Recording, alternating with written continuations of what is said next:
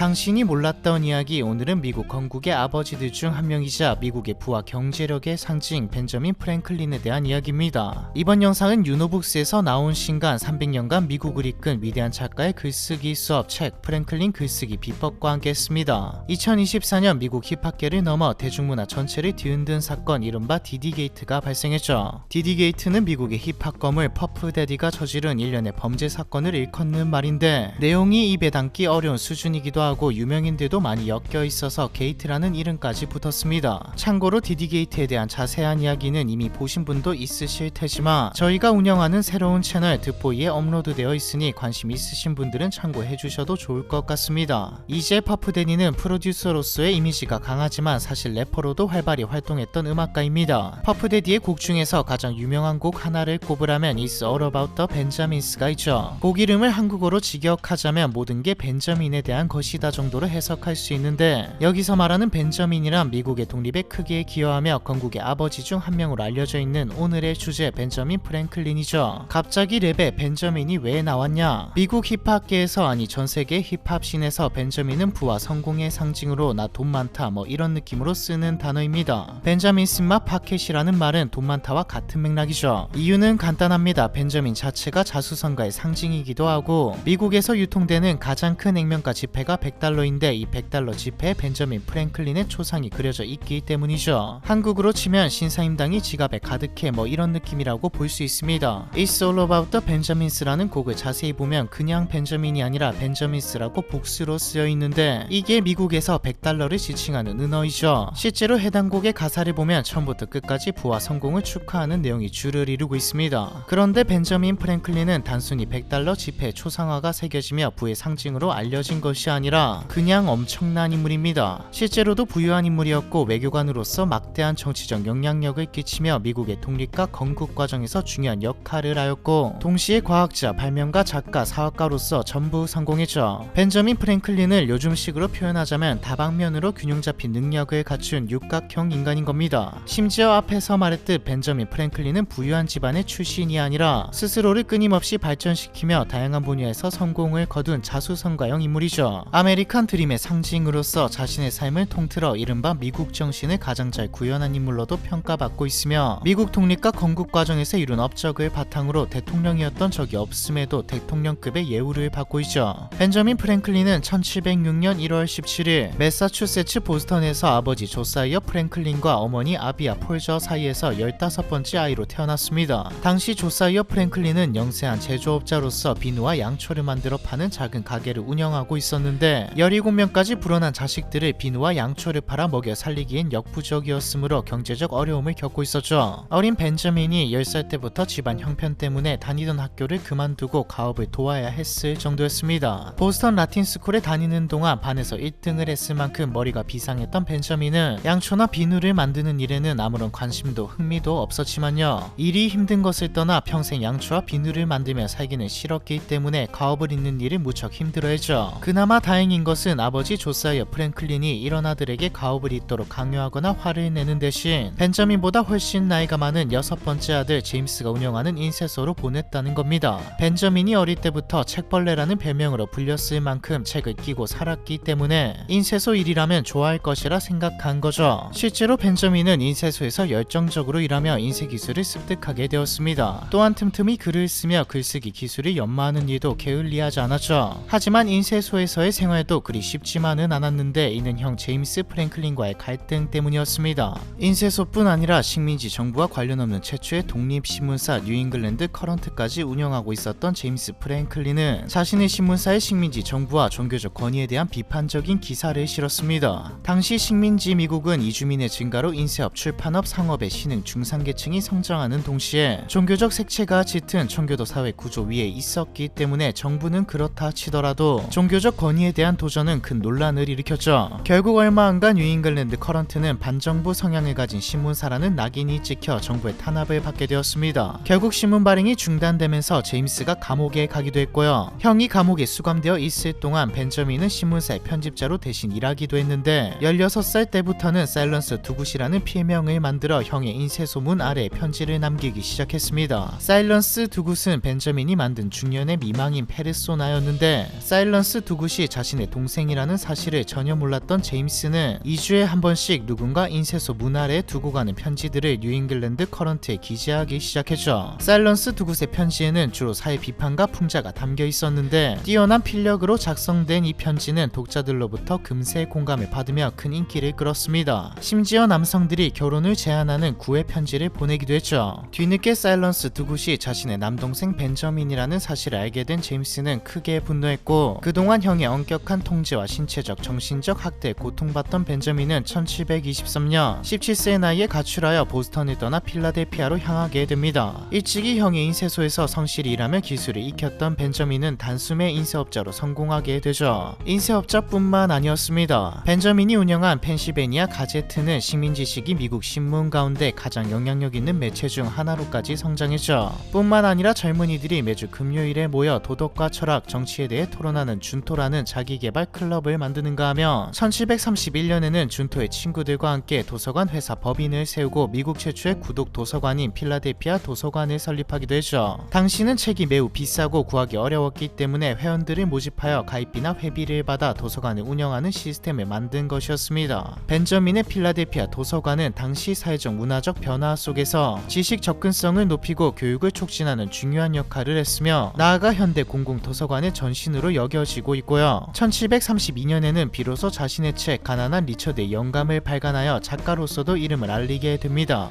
1958년까지 매년 발행됐던 이 영감은 당시 식민지에서 성경에 이어 두 번째로 많은 인기를 얻을 만큼 대중적으로 큰 성공을 거두었죠. 벤저민의 명성은 유럽까지 퍼지게 되었고요. 여러 직업을 거치며 다양한 경험을 쌓은 벤저민이 정치에 입문한 것은 1736년부터입니다. 당시 펜실베니아 총회 서기로 임명된 벤저민은 1951년까지 서기 임무를 수행했는데 행정적 기록을 관리하는 역할로 벤저민은 총회 운영을 지원하면서 정치적 경험을 쌓았죠. 비슷한 기간 동안 필라델피아의 부우편국장과 식민지의 부우편국장으로서도 역할을 하게 되었고요. 1751년부터는 펜실베니아 총회의 정식 의원으로 선출되어 입법 활동에 참여했습니다. 당시 벤저민은 앞장서서 식민지의 자치권과 관련된 여러 법안을 발의하고 식민지 연합의 필요성을 주장했는데 대표적으로 1754년에는 미국 식민지 대표들이 공식적인 연합을 논의하는 최초의 회의 올버니 회의에 참석하여 식민지 통합계획 올버니 플랜을 제안했습니다. 동시에 영국 런던에서 펜실베니아 식민지 대리인으로 활동하며 식민지 자치권을 옹호했는데 이때 벤저민은 영국 의회에서 인지세 철폐를 성공적으로 이끌어내며 존경받는 정치가로 자리매김하게 되죠. 미국 독립전쟁이 발발한 1775년에는 제2차 대륙회의에 펜실베니아 대표로 참석했습니다. 또 같은 해에 미국 초대 우정장관으로 임명되어 우편 시스템을 구축하고 개선하는 데 기여하기도 했죠. 이때부터 벤저민은 미국 독립전쟁과 건국에 지대한 영향을 미치기 시작했습니다. 1776년에는 독립선언서 작성위원회에 참여하여 문서 초안 작성에 기여하며 최종적으로 서명까지 하였는데 이는 미국 독립의 중요한 이정표 역할을 하는 일이었죠. 1778년에는 프랑스 주재 대사로 임명되어 미국과 프랑스 간의 동맹조약 체결에도 성공했습니다. 미국 독립전쟁에서 프랑스의 군사적, 재정적 지원을 확보하는 데 결정적인 역할을 한 것이죠. 프랑스의 지원은 미국이 영국을 상대로 독립전쟁에서 승리하는 데 필수적 요소였습니다. 당시 프랑스는 미국과의 동맹이 자칫 영국과의 전쟁으로 이어질까 우려했지만 이미 프랑스 사회에서 인기 있는 인물이었던 벤저민은 지혜와 매력으로 성공적인 외교적 협상을 이끌어내죠. 이후 1783년 벤저민은 미국, 영국, 프랑스, 스페인이 참여하는 파리조약 협상에도 미국 대표단으로 참여했습니다. 뛰어난 외교관이었던 벤저민은 각국이 자신들의 영토적 이익을 확보하려 하는, 즉 이해관계가 복잡하게 얽혀있는 상황에서 미시시피강 동쪽 지역에 대한 광범위한 영토를 확보하는 데 성공했죠. 이 조약 덕분에 미국은 새로운 국가로서의 기반을 다졌을 뿐만 아니라 영국으로부터 미국의 독립을 공식적으로 인정받게 되었습니다. 1787년에는 헌법제정회의에 참석하여 미국 헌법 작성에 기여했고 최종적으로 헌법에 서명까지 했죠. 이로써 벤저민은 독립선언서, 프랑스와의 동맹조약, 파리조약, 그리고 미국 헌법에 이르기까지 굵직한 조약과 선언서에 모두 서명한 유일한 인물이 되었습니다. 여기까지만 해도 충분한데 벤저민은 정치적 영향력과 업적을 쌓는 동안 과학자로서 또 발명가로서도 활발히 활동했습니다. 어린 시절에 수영용 오리발을 발명했을 만큼 과학적 사고력과 창의력이 뛰어났던 벤저민은 1741년 난방 효율을 높이기 위해 기존의 벽난로보다 연료 소모가 적고 열 효율이 높은 프랭클린 스토브를 개발했죠. 1752년에는 번개가 전기의 방전 현상임을 증명하기 위해 연 실험을 하다가 번개가 전기임을 밝혀냈고 이를 바탕으로 피레침을 발명해냈고요. 두 가지 다른 다른 초점거리를 가진 렌즈를 하나의 안경에 결합하여 노안과 근시를 동시에 교정하는 이중 초점 안경도 개발했습니다. 벤저민의 이중 초점 안경은 현대 안경 기술의 기초가 되었죠. 이 밖에도 벤저민은 전기에 대한 연구를 통해 양전하와 음전하라는 용어를 처음 사용했을 뿐만 아니라 배터리 도체, 충전 등의 용어도 처음으로 만들었습니다. 즉 전기 현상을 이해하고 설명하는 데 있어 중요한 개념까지 정립하면서 현대 전기과학의 기초를 마련한 것이죠. 여기서 끝이 아닙니다. 벤저민은 펜실베니아 식민지에서 종이 화폐를 개발하여 안정적인 통화 시스템을 구축하는 데 기여하고 계몽주의 사상가로 활동하면서 자기 개발의 중요성을 강조하기도 했죠. 참고로 시간은 돈이다라는 격언을 만든 사람이 바로 벤저민 프랭클린입니다. 교육에도 관심이 많았던 벤저민은 주요 아이비리그라 불리는 미국 명문대 중 하나인 펜실베니아 대학교의 전신인 아카데미 설립에도 참여했죠. 이렇게 전 생애에 걸쳐 인쇄업자, 정치가, 과학자, 발명가, 사업가로서 활발히 활동했던 벤저민 프랭클린은 미국 헌법을 작성한 지 약 3년 후인 1790년 필라델피아의 자택에서 84세의 나이에 흉막염으로 사망했습니다. 벤저민의 장례식은 4월 21일에 열렸는데 이때 약 2만 명의 필라델피아 시민이 참석하여 벤저민의 죽음을 애도한 것으로 알려져 있죠. 당시 필라델피아의 인구가 약 2만 8천 명이었던 것을 생각하면 한 도시의 인구 대부분이 참석했다는 뜻입니다. 벤저민 프랭클린은 18세기 북아메리카 대륙에서 활동한 인물 가운데 가장 다면적이고 복합적인 업적을 남긴 인물로 꼽힙니다. 프랭클린이라는 인물 하나로 신생 미국 사회는 유럽의 계몽주의 정신과 북아메리카 식민지의 현실적 필요를 결합한 새로운 정치, 문화, 과학적 질서를 확립할 수 있었죠. 1914년 미국 연준은 미국 역사에 지대한 업적을 남긴 벤저민을 기념하기 위해 $100 지폐에 벤저민의 초상화를 인쇄했습니다. 이후 미국의 $100 지폐는 여러 차례 디자인이 변경되었지만 벤저민의 초상화만큼은 현재까지 변함없이 유지되고 있죠. 앞서 이야기했듯 이번 영상은 책 프랭클린 글쓰기 비법과 함께 했습니다. 무학의 인쇄공이 베스트셀러 작가가 되기까지, 하버드 대학교 첫 번째 필독서의 작가가 되기까지, 글로 미국의 아버지가 되기까지 이 모든 것이 글쓰기 기술을 연마한 덕분입니다. 간결하고 명확하게 그리고 쉽게, 사실 이 내용은 제가 글을 쓸 때도 항상 생각하는 내용이기도 합니다. 지금이야 많은 글 쓰는 사람들, 작가들이 이런 말들을 하지만 지금 우리가 배우고 있는 사고, 논리, 표현부터 여러 글쓰기 노하우와 방법들은 프랭클린의 글쓰기 방법에서 비롯된 것이죠. 그야말로 모든 글쓰기의 원조입니다. 프랭클린은 누구를 위해 써야 하는지, 어떻게 써야 하는지, 무엇을 글로 써야 하는지, 왜 써야 하는지를 중요하게 생각했습니다. 지금 시대에 글쓰기가 중요할까라는 생각이 들지만 이제 다가올 미래에 글쓰기는 그 무엇보다 중요해질 겁니다. AI의 발전으로 질문하는 능력, 사고하는 능력, 방향을 제시하고 도출된 결과를 수정하고 손볼 수 있는 능력이 중요해지는데 이 능력들이 글쓰기에서 비롯되니까요. 책 프랭클린 글쓰기 비법은 1장 누구를 위해 쓰는가, 2장 어떻게 쓰는가, 3장 무엇을 쓰는가, 4장 왜 쓰는가로 구성되어 글쓰기 원칙과 연습부터 감각과 태도까지 말 그대로 일종의 수업인 책입니다. 300년간 미국을 이끈 위대한 작가의 글쓰기 수업 책 프랭클린 글쓰기 비법에 대해 관심이 있으신 분들은 댓글의 링크를 통해 한번 구경해 보시는 게 어떨까요? 미국 건국의 아버지들 중 한 명이자 미국의 부와 경제력의 상징 벤저민 프랭클린에 대한 이야기, 이번 편은 여기까지입니다.